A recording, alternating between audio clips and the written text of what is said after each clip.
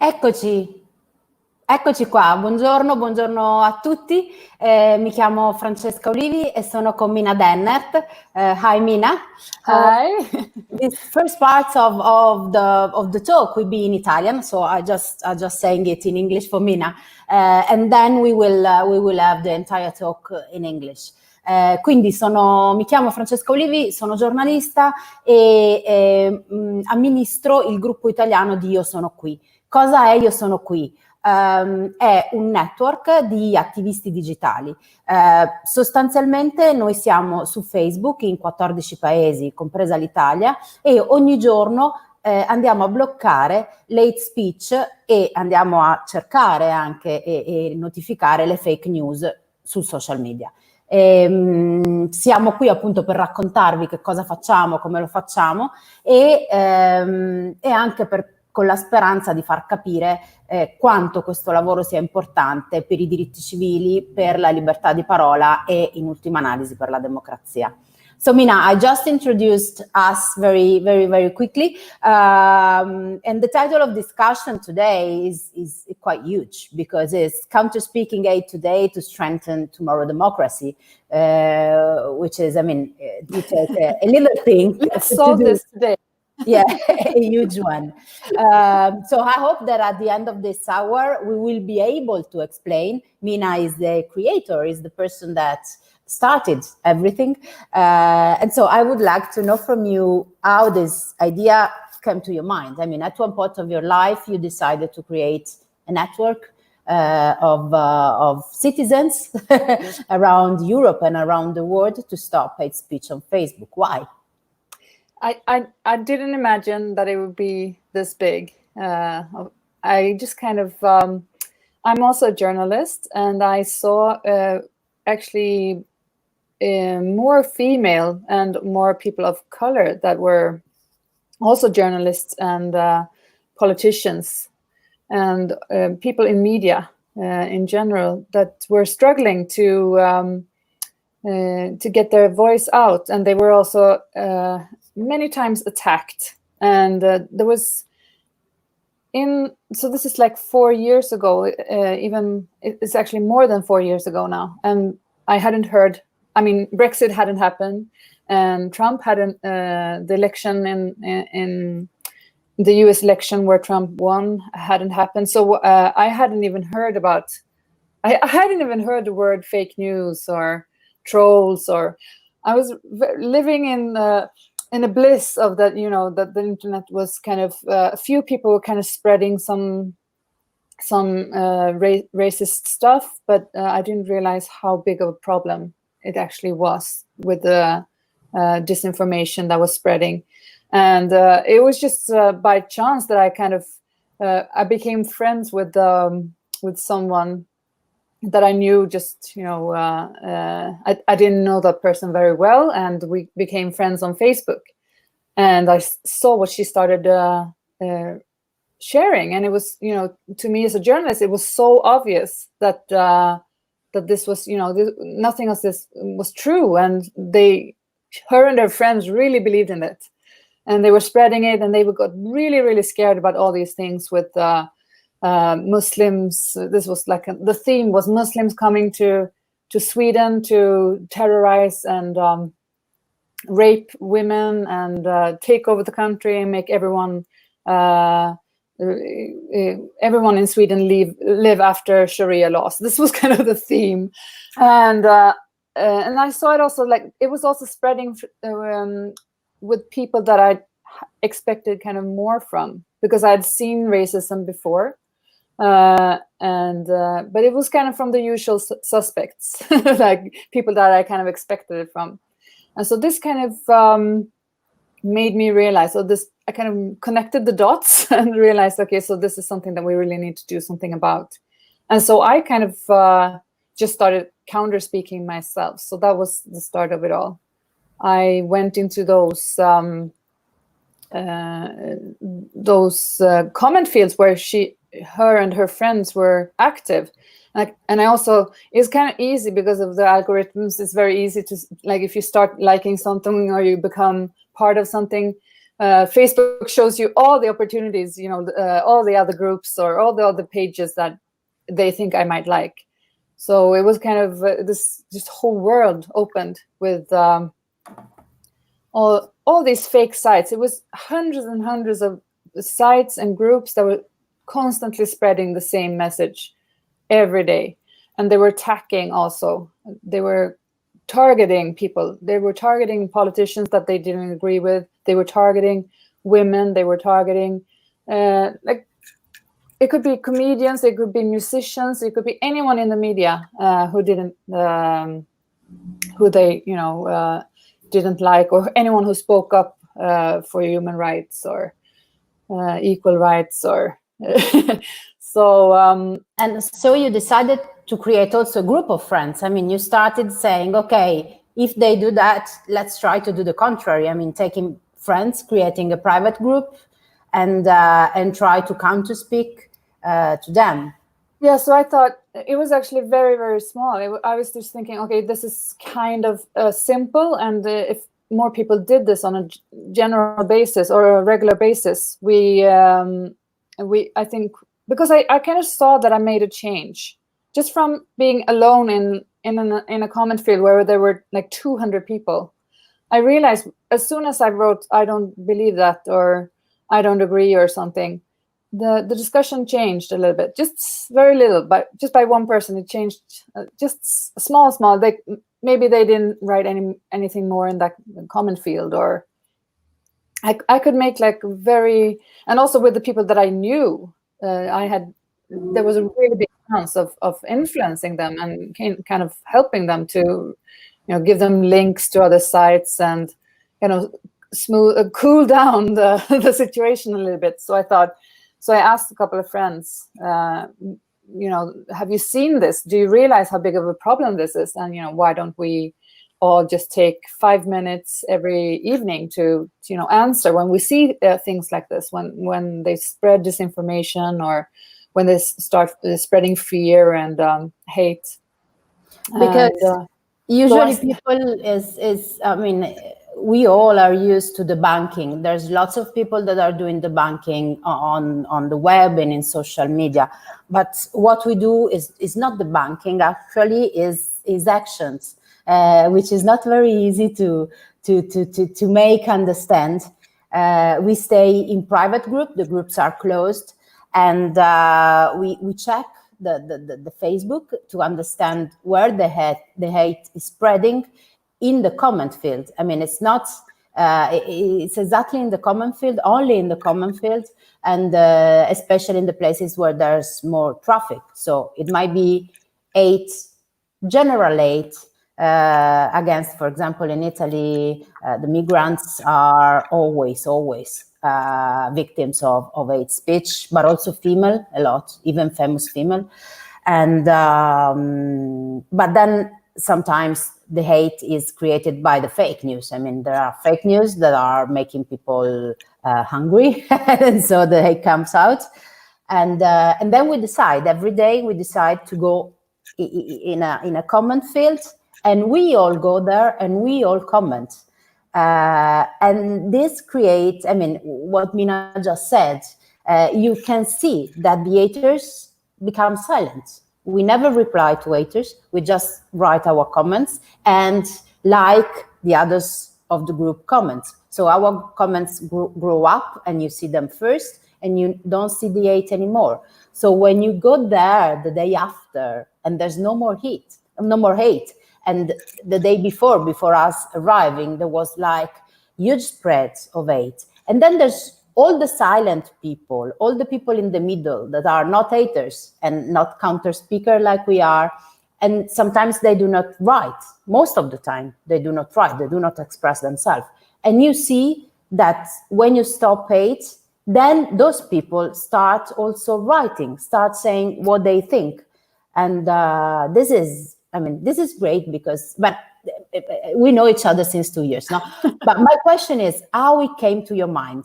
Because what I say is that we ride like riding the horse. We ride the Facebook algorithm actually to stop hate.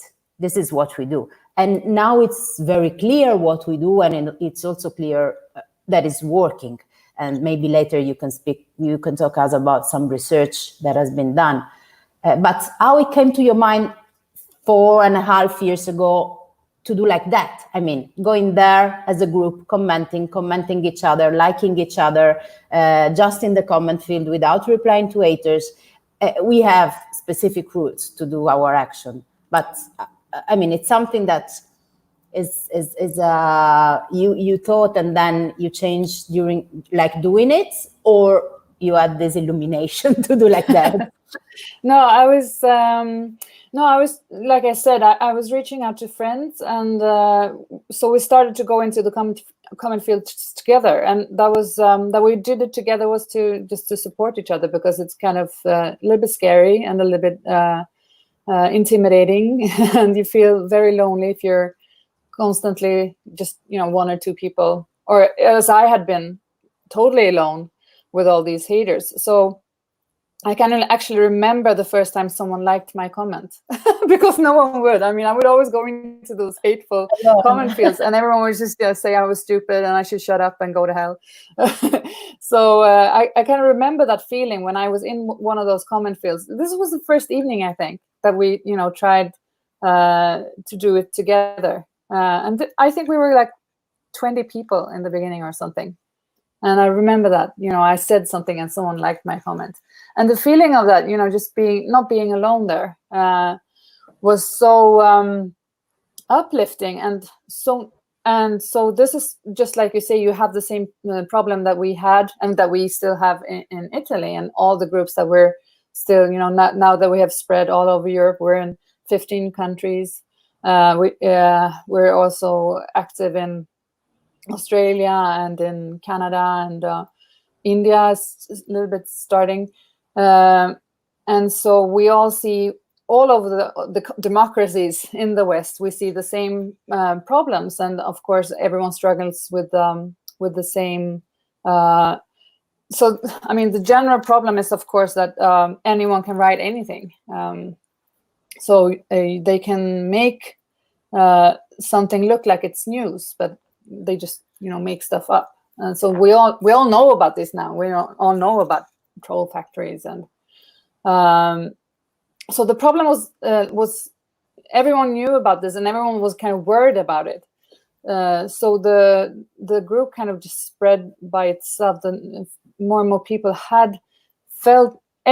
Many people recognized themselves. You know, they had that struggle themselves. They were feeling alone, and they were feeling, you know, scared. What can, you know, if how can we even stop this? And so when they realized that this was a method, more people just thought, okay, this is something that I need to do. And you're one of those people that kind of contacted me also. What was your feeling then when you said, you know, you reached out and you said, okay, this is something I need to do as well? Yes, there was a news article 2 years ago, and I saw that there was this. He was speaking about Jagarar, which is the Swedish group, the first one, and the second one is the German, and then we have a lot in France, everywhere in Europe almost. And I said, I was used to, let's say, to work. It's not working, it's obviously volunteer in a group of people with a chronic disease. And a huge group, 25,000 people, which is called Portale Diabete. I don't know if someone is there, so I say hello to them. And it was like, I mean, obviously, if you have a disease, you are afraid. And you feel alone, and you also feel anger, and sometimes you express it with hate. So and then there's in the scientific and medical field, there's also tons of fake news, tons of people giving easy solution to very difficult problem. And in this case, I mean, when it happens in general, you might vote wrong and decide something wrong. If it happens in scientific and medical field, actually it might kill you, because if they say to you, no, this therapy is bad for you, let's take water and lemon instead, and you have cancer, it might kill you, actually.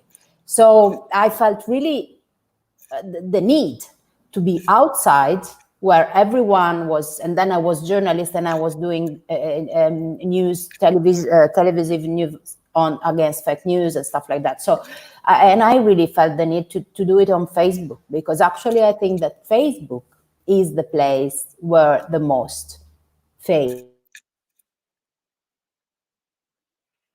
So I wrote to you, and we started the Italian group, and it was really a need, starting from people with disease, and from the need to have scientific and medical correct information, but it's also in general. I mean, it's obviously what we know, the perception that we have of the world is mediated through what we read on Facebook, etc. For example, now with COVID-19 in Italy, we're having a huge spread of fake news against the vaccine, against the masks, against everything which is difficult, because obviously stay at home 3 months without seeing your friends and your families. It's hard. And going out in the street with the mask when it is 28 degrees or 30 degrees, it's hard. And so there's people that are always giving the easiest solution, but it can be really a nightmare if we follow this. And do you have an idea, like who is spreading this? Is it why would they do that? I mean, what do they? Most of populist parties, or it's partially, yeah. There are populist parties that are. I mean, there's a huge no-vax movement in Italy, a huge anti-vax movement in Italy, fueled by witch doctors, and I don't know why it spread so much in Italy, but also lots of doctors clinicians are inside this movement. And because there's been a huge debate on having vaccines obligatory or not, mandatory or not from the state, etc. And there's a part of the populist parties that are obviously, let's say, smoothing people, no, saying to them what they want to hear. And then in Italy, I think we have another problem, which is linked to the scientific culture. We have not scientific culture. We don't have a lot, really.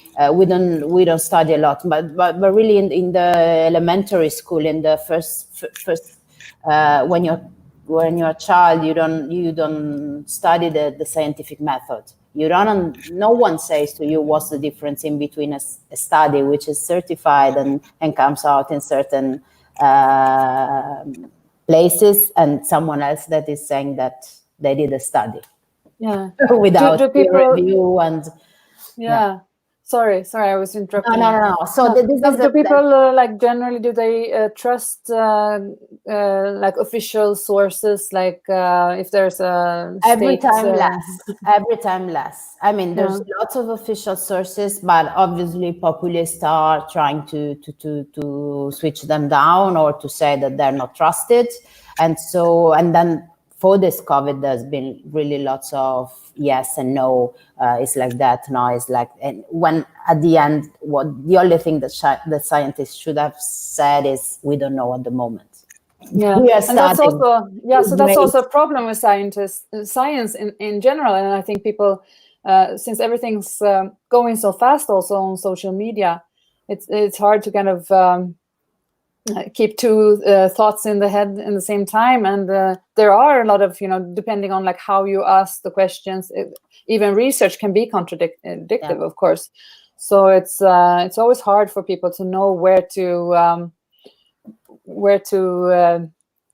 turn when they're getting scared. And so I mean, it's obvious and easy to understand that we have this phenomenon, and I mean, for anyone who wants to profit from it, it's very, it's just we say smorgasbord. I'm not sure if it's it's just to choose, from any opportunity to kind of spread your. I mean, propaganda is nothing new. So, yeah. So it's. But do you see do you see? Yeah, it'd be interesting to see. Like, have you seen some change in the work that the Italian group?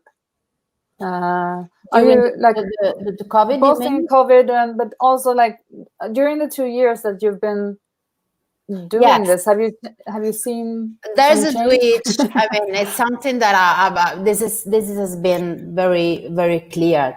There's been a switch. I mean, we've had different governments here in Italy, and at one point we had the populists.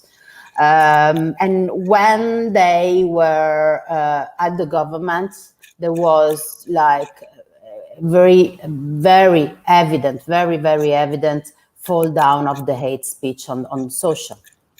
So there are some journalists in Italy that have proved that there's a thing called La Bestia, which is organized trolling against some thematic like migrants, like social rights, like and is linked to this party. So when they was up, there was less hate speech. So maybe it's provided by them. And now the speech is now with the COVID is coming back really very, very. At the beginning of the COVID, no, because I think that everyone was. More people was not on the social, because one thing that we might think is that, okay, you stay at home, you are on social. No, because most of people reacted saying, I don't know, I don't want to know anything. I mean, I want to be detached. Maybe I cook, I do something else. Don't want to be on the media, as a reaction now because of the infodemic that we had. And but then the hate speech grew up because of the fake. Again, because of the fake on the COVID, because of the fake. I mean, there was this video telling that Bill Gates had the vaccine and did it like 4 years ago, and I mean, and then there's been again a big spread related to fake, because people believe what fakes are saying. Oh, there's an interesting question. Do you see it? Do you think that the new generation is more prepared against fake news than the last ones, or are they more easily influenced? What do you think? I think definitely. I have my father. He's a little bit over 80, and my son is 10. And of course, I mean, growing up, they move just naturally. Children just move naturally in this world, and as soon as they question everything. They say, so can this be real, or where does this come from? And they ask so many questions, and they're kind of in this world, and they're so I mean, for them it's not online and offline. It's the same. I mean, they, even when they're together, they're online, like sitting next to each other, and chatting.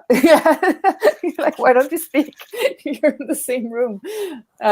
So and I think also it's interesting you said you don't have this culture of being like source critical in Italy, because and of course education is going to be everything. I mean, if we learn how to find out like what could be reasonable, but then and also, like you also said, maybe we can also accept that we won't know everything. I mean, we can take in information and maybe not be so open and gullible and just think, okay, so someone said this, so this is right. And that's something that I really see from the older generation. So they have this trust in authorities, and they also can't really tell the difference between, like, it was so easy for people to spread fake news, because if it just looked like an article, People just thought, okay, so this is news, and they don't realize, okay, so the person that they're talking about here doesn't, it's just, in journalism, there's just so small things that, we know, but they don't see that, okay, so this person that they're talking about doesn't, have a word in this. They haven't, all the people that they're saying are their sources don't have names, and, just these small things that I think the new generation will definitely be better at, and that the older generation, I think, I mean, even me, I'm 40, and it's it hasn't been like a natural. Maybe, but maybe not very. But I mean, compared to my children, it's been, they're so much more digitally competent.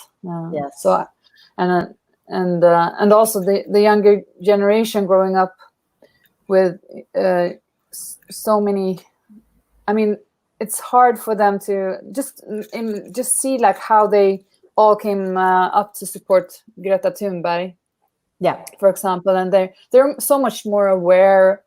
They just about everything about gender, about equality, about climate, and they're everywhere. I mean, they're everywhere online. yes, They just they move everywhere. So I'm kind of hopeful in a way. Yeah.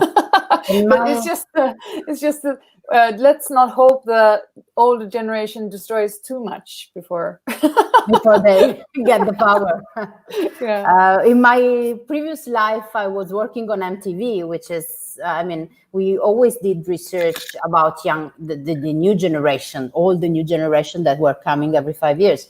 So when it came to millennials, we did huge research on it. And actually, yes, I mean, they were born on the internet and on social media. They can feel when something untrue is said. But in general, in life, if you say to them, or even in television, if you present to them something which is not true, which is not reality, they feel it and they don't like it. And but then I think there's a difference in between millennials and the Z generation, which are the youngest one, because Z generation is the Greta generation, so they are, I think, again, more involved in social, which is something that the previous generation, the millennials, are a little bit less, more selfish, more concentrated on the family and their environment. So I hope that this last generation is gonna be the change, because of many reasons. The only problem, I think, is that they need to have space.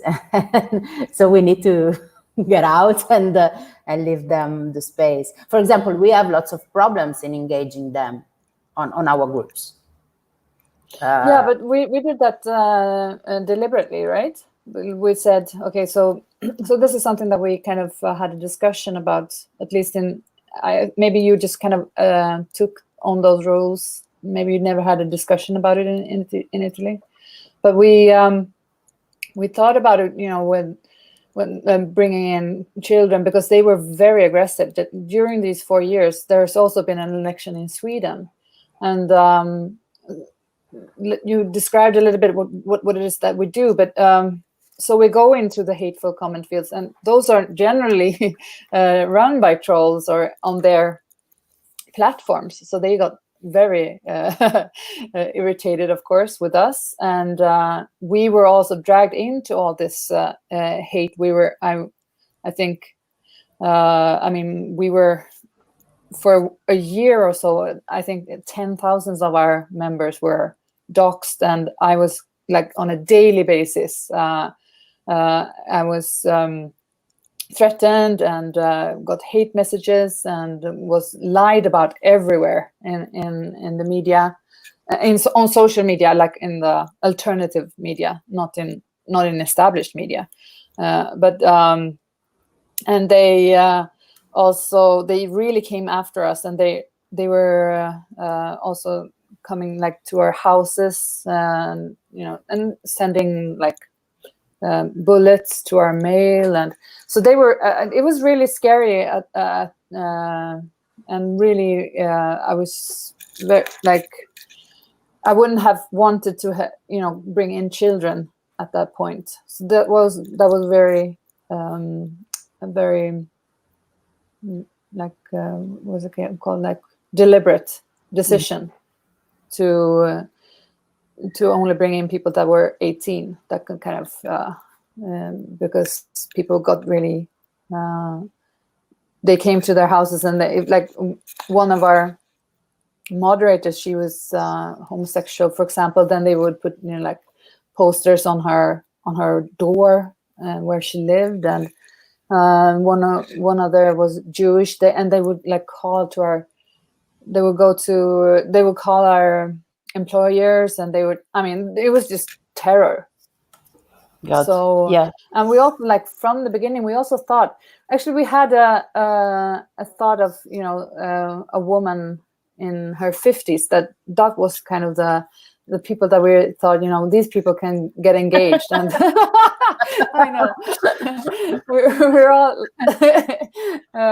we are the prototype of the I am your member. Yeah, and we even had a name for her. We called her Anna-Karin 55. And she was like our target. We thought, she'd be good at counter speaking. She'd have some civil courage, and she'd not be so scared, and she'd kind of understand what it is that we wanted to do, and have some kind of empathy. And we thought, if we can bring her on, like women in this age, it would be a good, like, solid ground to stand on, like if we had this segment of people with us. Yeah, because sometimes it's really difficult. I mean, reading all this hate and trying to find the good way to counter speak. Sometimes you have to twist the news. Sometimes you have to really feel a lot of empathy for the people you are counter speaking for. But then reading all that hate is really, sometimes it's difficult, and you have to be. What you say is that courage is a muscle, no? So the more you are courageous, the more you go there in the field and reply, and then the group behind is a huge thing.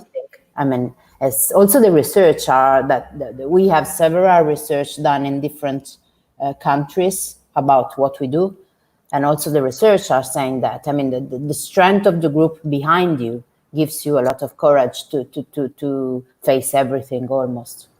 Yeah. So that's actually very interesting what we have seen. So the method is to do it together, and to kind of strengthen each other, and also go in and kind of stop the hate by taking over the common field, like you described before, and discuss whatever is discussed or debated. Like often there is an actual article with actual information in it, but then people just write send them there or kill them, or so what we have seen with one research that we had that was done in Germany is that we can see that there is a change in the common field, like after we have interacted. So anyone who encounters hate can send a link to the group, and the groups kind of join in the same common field, and we push down the hate, just like you explained. And then the German research shows that the people that enter a common field after we have interacted like this, they also start using words, arguments. They start describing what they think and what they, instead of just writing hateful slurs. And then there's the other part of the method then is to kind of stop the hate, but also kind of support the person or the people who've been targeted. And so by going in and stopping, we kind of just, sometimes we even call it love bumps. You do that in Italy, as we Yes, call them love bombs. love bombs, yes. And we sometimes we have different words for them. I'm not sure all countries call them bombs, No, because that's yeah.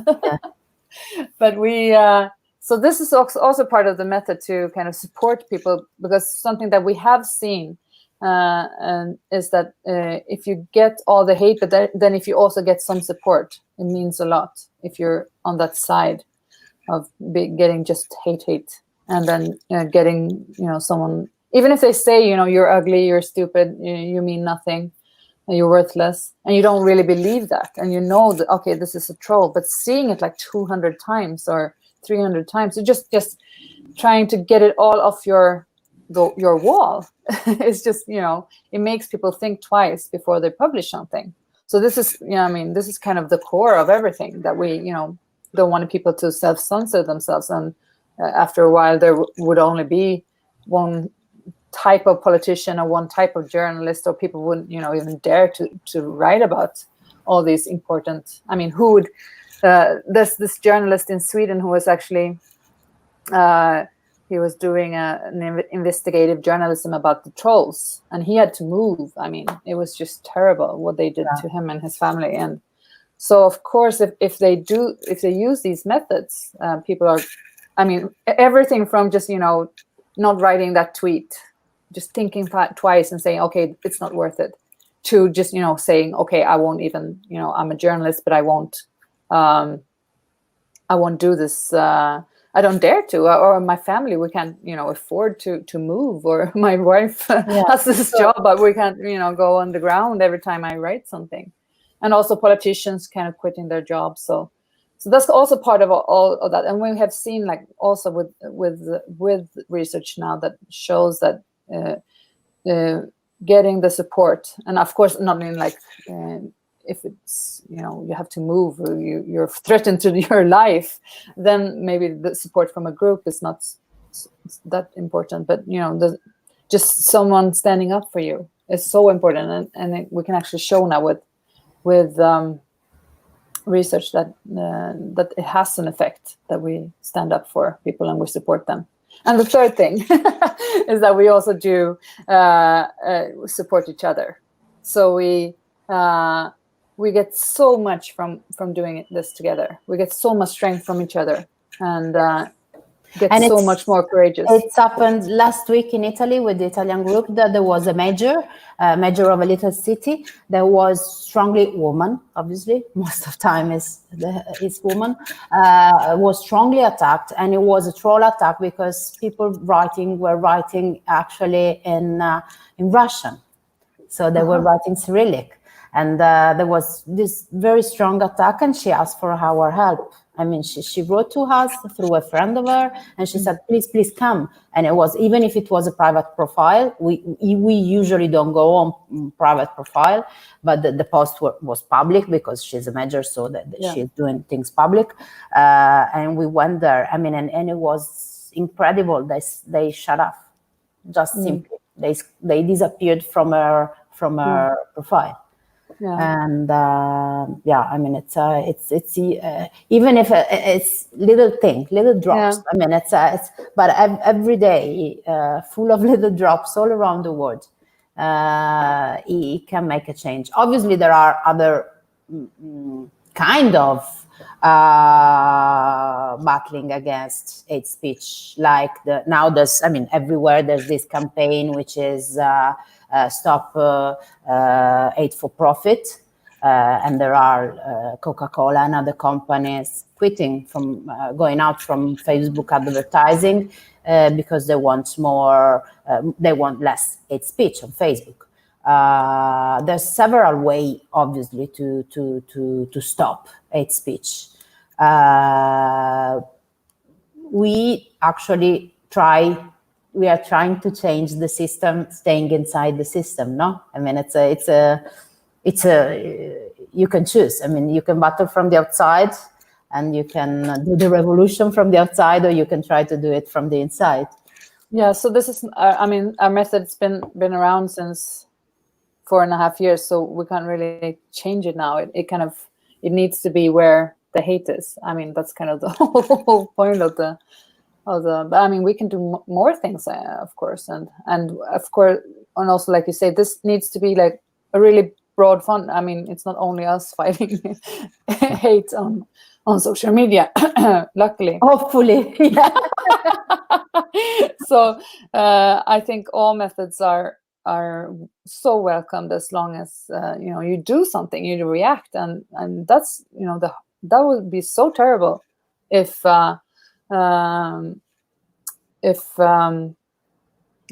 people just didn't do anything or didn't react at all. Yeah. There's another religion. question here. Do you think the culture and religion are a factor in spreading hate? Yeah. I don't think. I mean, they are more. I mean, hate usually is against culture, against religion, against race, against sex, against. I mean, all those discrimination. Yeah, points. they are targets. They are target rates, but. But yeah, so we see it everywhere. But we're not active in certain countries, so we're mainly active in Europe. So which means most of the people, or the countries that we see, are mostly Christian countries, right? So we don't. Are we active in any Muslim country? No, majority country. No. I mean, we have obviously Muslim members of course, Muslim countries, but it's not a majority, no. Yeah, so like I mean, church and state is separated actually in Sweden, so we're really totally what's it called? Laicity of the Yeah. So, but anyhow, is state and church, are they the same in Italy? Like, yes. Are they connected? Yes. Yeah. So. Of course, everyone in the groups and everyone who's fighting hate speech are not of the same religion, but we can't really see that religion or culture is, or maybe in a way that we have seen that it's been really far right. At least in Sweden, we've seen that those have been it's something that they have in common. Is it like always far right trolls, or in all the in Sweden it comes from very much from the far right trolling. Yes. Yes. Also in other countries, as we saw in France, in Italy, and and they're very professional. So I don't think. I mean, they don't do it because of ideology. A little bit for ideology, but a lot of it comes from. I mean, they're paid to do it. It's their work. Yes. Yeah. For example, talking about abortion, this is quite Italian thematic, but it's international. Maybe a lot of it can come from Catholics. We see. I mean, I haven't seen stuff like that happening actually, but more. I mean, it's independent somehow from the religion that you have. I mean, there's some topics and there are some people that are anyhow targeted, whatever your culture and your religion is. Yeah. It's more because it's yes, it's about the thematic, but it's more about the person. And I think we have to kind of we have to difference between. There's a difference between like professional trolls spreading hate deliberately, to spreading disinformation to scare people, and spreading fake news to gain some political achievement or something, or power. And they do this very professionally. This is something that it's their job to spread all this. And in Sweden, that's kind of the majority of all the hate is like that. It's professional trolls spreading politically, because of they spread it as a as a way of gaining political power.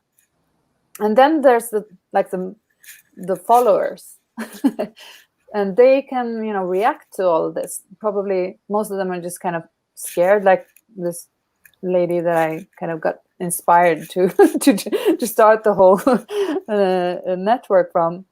She's like 70 years old, and she had very safe and nice life. I mean, I knew her and her children and her grandchildren, and she had the best life. I mean, there was no reason at all for her to be frightened for anything, and she was like terrified because she had read all this information so many times that she thought that her life was threatened. That was the feeling. She said she had gone into town and she had seen a man who was dark, and she got so scared she'd never go to town anymore.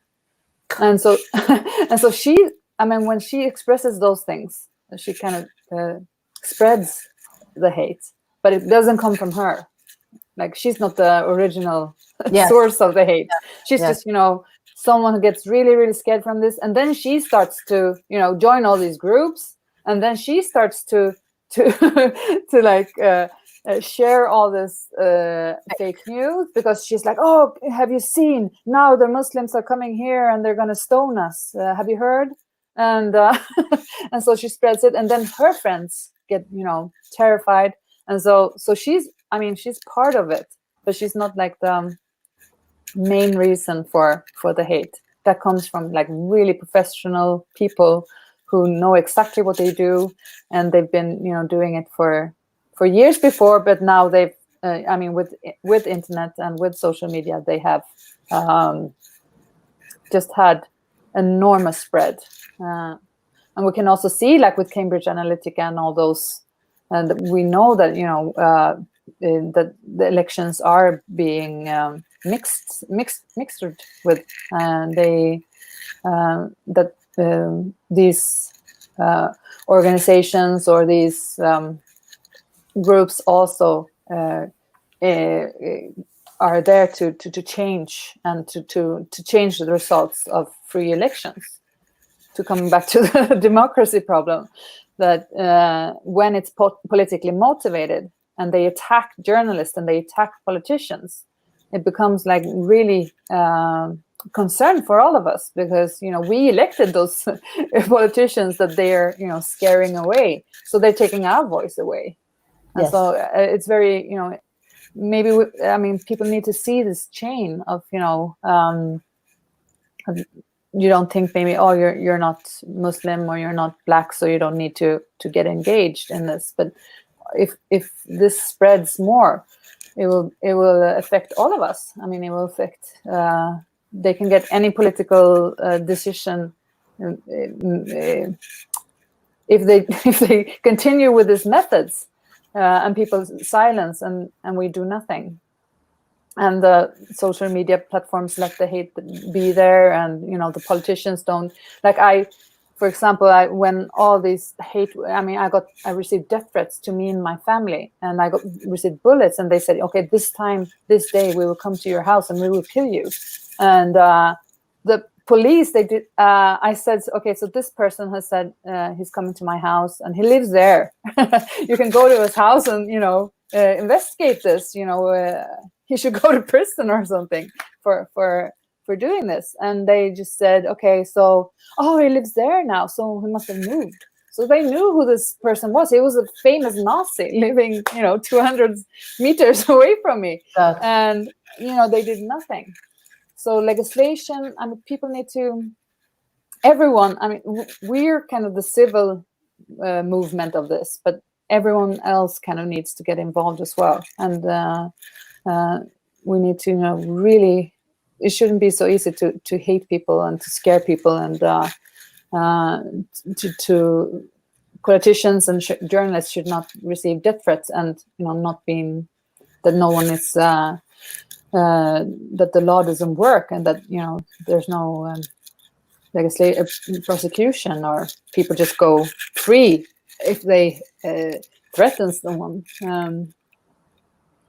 So we all have a responsibility, I think, to. Have you seen changes in Sweden in the cultural dialogue in Sweden in this 4 years that you are there? Because the group in Sweden actually is huge. It's lots of members. Yeah. So we did like a tour to all the established media sites. And not all, them accepted us, but we were around, and like I say, we're so many, like in comparison to how big of a country and how much media we have in Sweden. So we made a big impact in Sweden, and we also went to see the what's it called, the editors of the newspapers. the journals. We went to their offices with and we discussed with their social media responsible people to like start moderating, and kind of a lot of them also got inspired by the ways that we moderate, which is great. Yeah. So if of course we're not about. We want opinion. We want a nice and lively debate. So this is what we're working for, really, to be able to discuss political issues and not to agree. So, but if there's this is another problem. The newspapers, media's on the social media, usually they don't moderate because they want hate to spread, because it's more click and it's more revenues and so on. On the other side, you can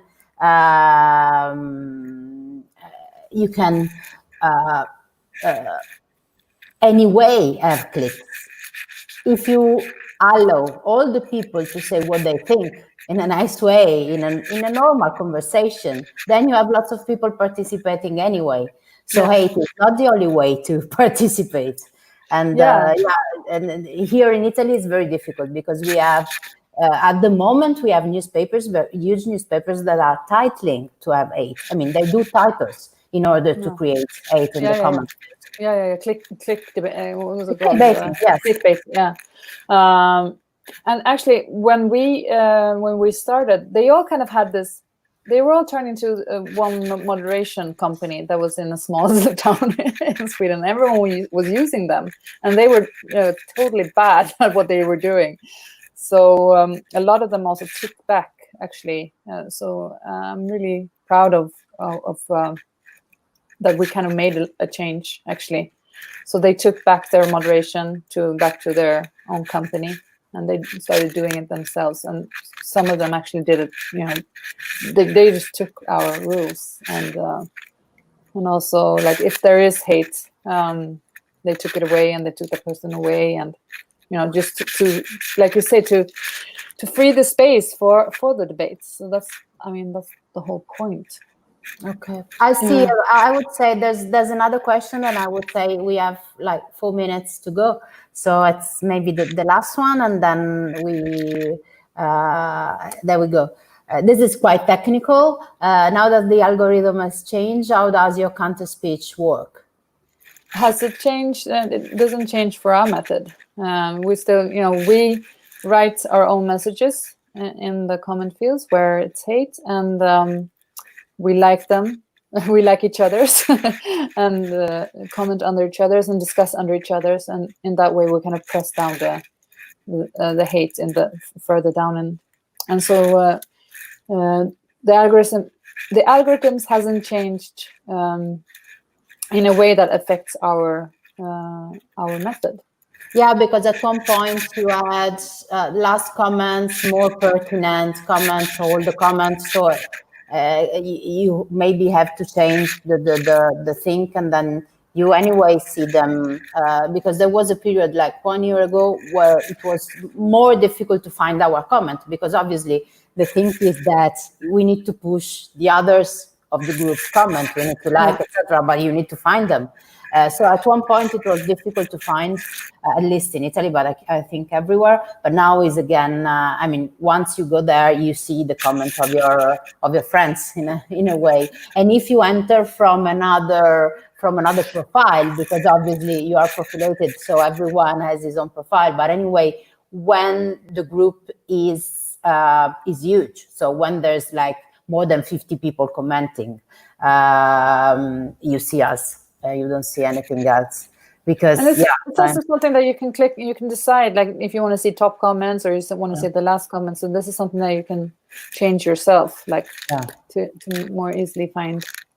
Yeah, but anyway, there are some tricks. I mean, you need to be a lot in a short period of time. That in that way you can really stop everything. And when the news is spreading, and when the hate is spreading, and before he gained the top, then you can somehow shut down. Obviously, we need to be lots of people, and lots of people motivated to do it. Yeah. So what's your 2 minutes? 2 minutes to go. Argument for people. Why should they join? They should. May I say in Italian? I can say in Italian and you say in English. So un sacco di persone si lamentano delle fake news e dell'odio che c'è, però questa cosa si può fare. Noi abbiamo dimostrato che si può fare in 10 minuti nella giornata di ognuno. Per cui io sono qui. Lo cercate con l'hashtag, chiedete di entrare nel gruppo, c'è una domanda che vi viene fatta per entrare nel gruppo. Cioè, se davvero pensate che l'hate speech e le fake news stiano rovinando non solo i social, ma anche la nostra vita democratica, è una piccola cosa. Se siamo in tanti, però riusciamo a farla molto, e a farla di più, e a farla contare di più. Mina, why don't you join? Yes, I think we've had, I think we've kind of covered it, that this really do concern us all, even if we don't see it immediately, like how it concerns me directly. It really does. I mean, if our politicians and our journalists and our people that, that we've elected and that are there to seek the truth for us are getting so threatened that they can't do their work. I mean, it's a really democratic problem, and this is one way, one method that we can, all use. And you said something about the Italian group, right? How they could find it. So we're also active in France, in the UK, in Sweden, in Sweden, Norway. So just look us up at I'm Here network. Oh, we're calling it I Am Here International, the Facebook page now, right? Yeah. Hashtag I Am Here International. Yes, we are there, and you can find us. Yeah. So thank you, Mina. Thank you. And thank you especially to the people that listen to us and make questions. Hope you enjoyed, and come with us. Yeah, join us. Thank you. Bye. Thank you. Bye.